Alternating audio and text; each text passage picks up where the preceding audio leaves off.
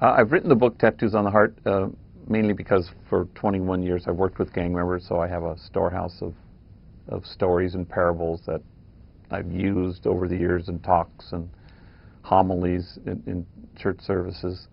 So part of it is to put a human face on a particularly disparaged subgrouping of the poor with whom I've been privileged to walk. Father Boyle has changed my life, well, pretty much my whole life. Consider the way that I was raised as the rejected, as the low self-esteem, low self-worth. Really didn't care for my life. You know, I wouldn't be here right now if it wasn't for him and Homeboy Industries. I would be incarcerated for the rest of my life, or I would be dead.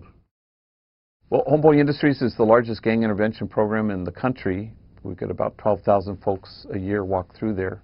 8,000 of them are gang members, hailing from 700 different gangs in LA County. So we have a lot of services, 360 employees, 5 businesses. It's a rehab center where gang members, men and women, seek to redirect their lives.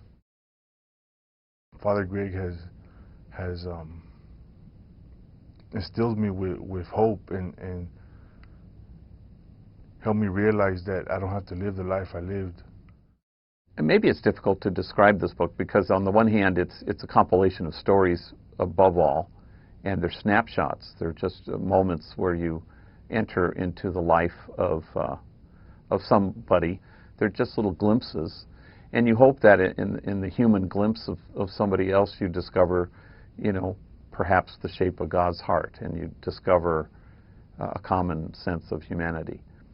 I honestly think the day won't ever come when I have more courage or am more noble or am closer to God than these folks. That's a big reason why I continue to push forward and try to help others and let them know that they're worth everything God has out there for him. He has helped me understand that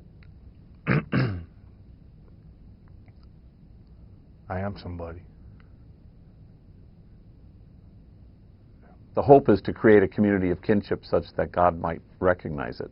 What you want to achieve in a book like this, I think, is a sense, unmistakable sense that we belong to each other. So it's certainly a movement away from demonizing the gang member, but it's also a step towards embracing a new way of seeing our world and each other.